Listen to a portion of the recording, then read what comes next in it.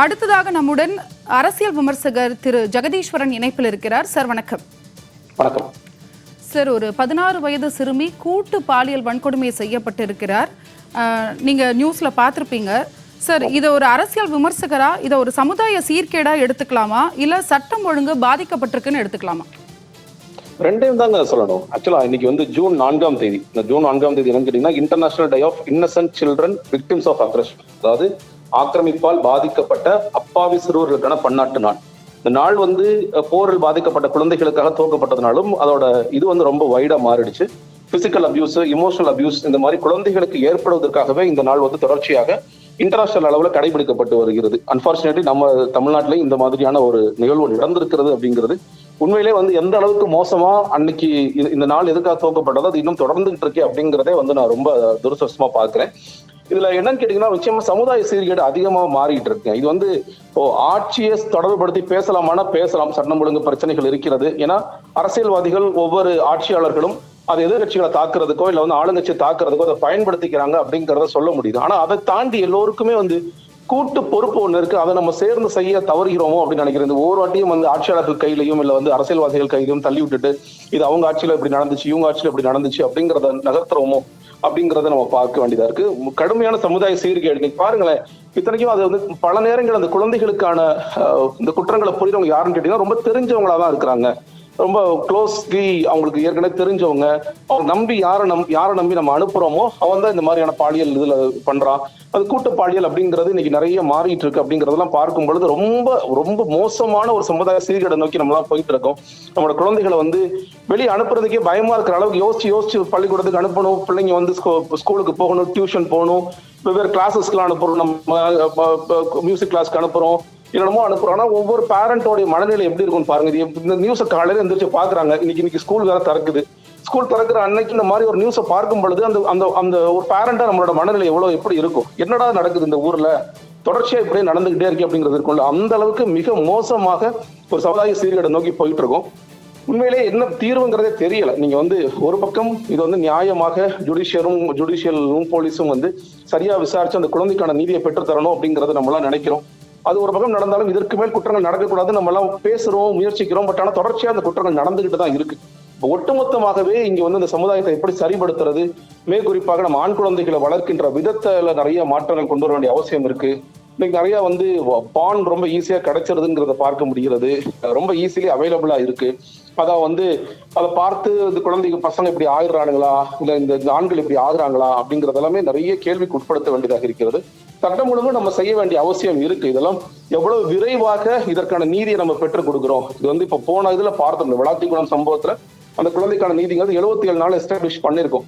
அதே மாதிரி முன்னாடி ஒரு கோயம்புத்தூர்ல ஒரு சம்பவம் நடந்துச்சு. அது 3 மாசத்துல சார்ஜ் ஷீட் எல்லாம் போட்டு பண்ணாங்க. ஆனா இது மாதிரி மீடியா சென்சிட்டிவான கேசஸ்க்கு நடக்குது. இது மாதிரி ஆயிரக்கணக்கான கேசஸ் நிறைய நடந்துகிட்டே இருக்கு. பாலியல் குற்றங்கள், கூட்டு பாலியல் குற்றங்கள் நடந்துகிட்டே இருக்கு. எல்லாத்துலயும் போதுமான அளவிற்கு நம்ம இது கொடுக்குறோமா, அது காவல்துறை அதை முன்னெடுக்கிறாங்களா, நீதித்துறை முன்னெடுக்கிறாங்களா அப்படிங்கிறது மிகப்பெரிய கேள்வியாக இருக்கிறது.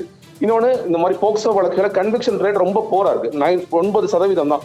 அதாவது 100 குற்றங்கள்ல வெறும் 9 பேர் மட்டும் தான் தண்டிக்கப்படுவாங்க. மீது 91 பேர் வெளியே சுத்துவான்னா அவன் என்ன நினைப்பா, அப்ப பாருங்க பெரிய கன்விக்ஷன் எல்லாம் இல்ல, ஒன்னும் பிரச்சனை இல்லை, கொஞ்ச நாள் சிறைக்கு போற மாதிரி இருக்கும், சிறையில போயிட்டு வந்துட்டோம்னா நம்ம பேசாம ஜாலியா இருக்கலாம். அந்த விழாத்துக்குள்ள சமூகத்துல என்ன பார்த்தோம், ஏற்கனவே குற்றவாளி, ஏற்கனவே மேல ஆயுள் தண்டனை இருக்கு, வெளியே சுத்திட்டு இருக்கான்.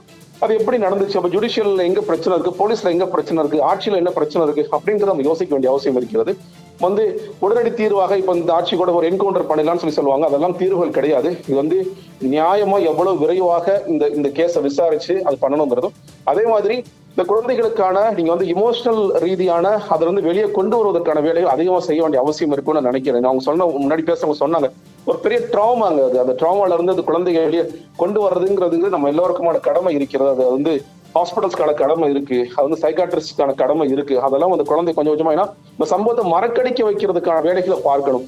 நம்ம ஜுடிஷியல் ப்ராசஸ்ல என்ன பிரச்சனைனா, அது அந்த வழக்குகள் கிட்டத்தட்ட ஒரு 5 வருஷம் 6 வருஷம் நடக்கிறதுனால இந்த ட்ராமாவை திரும்ப அவங்க ரன் பண்ணி பார்க்க வேண்டிய அவசியம் இருக்கு. அதனாலதான் சொல்றேன், அட்லீஸ்ட் போக்சோ கேசஸையாவது ஒரு 6 மாசத்துக்குள்ள முடிச்சு அந்த குழந்தைய ரிலீவ் பண்ணுங்க. மறுபடியும் அதை நினைவுபடுத்துற மாதிரியான விஷயங்களை பண்ணாதீங்க.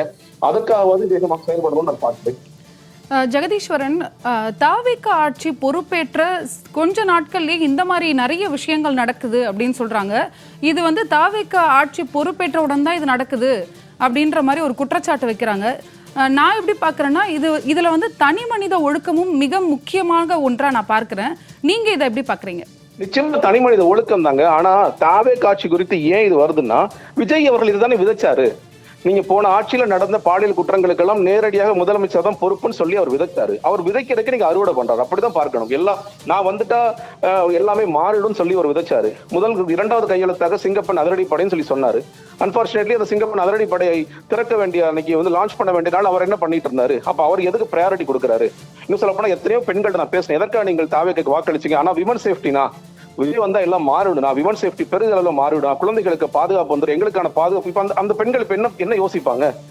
ஏன்னா இவர் விதைச்சார். தொடர்ச்சியாக நான் வந்தா இந்த அன்னை கடிதம்லாம் எழுதினாரு. அந்த அன்னை வந்துட்டா எல்லாமே மாறிடும், சகோதரனாக, தம்பியாக, மகனாக, என்னென்னமோ கதையெல்லாம் எழுதினாரு.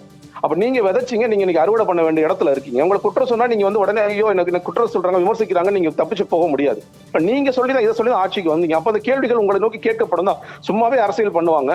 நீங்க ஒண்ணு விதைச்சதுக்கு நீங்க வந்து நான் அறுவடை பண்ண மாட்டேன்னு சொல்றது என்ன இருக்கும்? ஆனா நான் சொல்றேன், நீங்க வந்து தனி மனித ஒழுக்கம் என்பதா இன்னைக்கு மிகப்பெரிய சிக்கலாக இருக்கிறது. நீங்க பாருங்களேன், நீங்க விழாத்துக்குள்ள சம்பவமா இருக்கலாம், இல்ல இந்த சம்பவங்களை பாருங்களேன். இப்ப சிங்கப்பெண் அதிரடிப்படியே இருக்குங்க.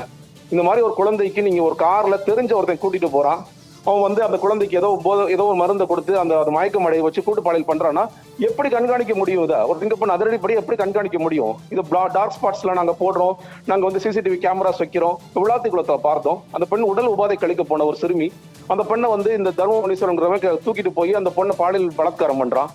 போன சூலூர் சம்பவத்துல ஒரு குழந்தைக்கு சாக்லேட் கொடுத்து ஒருத்தன் வந்து ஒரு அரக்கன் வந்து போய் பண்றான். இது என்ன பண்ணிட முடியும் நம்ம? அப்ப பெரிய பிரச்சனைங்கிறது இங்க தனி மனித ஒழுக்கம்ங்கிறது நிறைய சிக்கல்கள் இருக்கு. அதை எப்படி நம்ம சரி பண்ணணுங்கிறத நோக்கி பார்க்கணும். நம்ம குழந்தைகளை எப்படி வளர்க்கிறோம், நம்ம மிக குறிப்பாக ஆண் குழந்தைகளை எப்படி வளர்க்கிறோம், அவங்களுக்கு பெண்கள் குறித்த பார்வையை நம்ம என்ன புகுத்துறோம். ஒரு பெண் குழந்தை இல்ல வந்து சக தோழி குறித்து என்ன பார்வை உனக்கு இருக்கு, அம்மா குறித்து என்ன பார்வை இருக்கு, அக்கா குறித்து என்ன பார்வை இருக்கு, இதெல்லாம் நம்ம வளர்க்க வேண்டிய ஒரு மிகப்பெரிய அவசியம் இருக்கிறது. ஆனா அன்பார்ச்சுனேட்லி இது அரசியலாக இது மாற்றுவதற்கு மிக முக்கியமான அரசியல்வாதிகள் தான். அதுதான் விஜய் அவர்கள் எல்லா மேடையிலே சொன்னாரு. அது சொல்ல எல்லாரும் கேள்வி கேட்கதான் செய்வாங்க. அந்த விமர்சனத்தை ஏத்துக்கிட்டு அவர் வேகமாக செயல்பட வேண்டிய அவசியம் இருக்கு. இல்ல என்னை விமர்சிக்காதீங்க, நான் அதெல்லாம் விமர்சனம் தாங்கிக்க மாட்டேன்னு சொல்லி சொன்னா அது எப்படி சரியாகும்? இணைப்பில் வந்து உங்களுடைய கருத்துக்களை பதிவு செய்தமைக்கு நன்றி திரு ஜெகதீஸ்வரன்.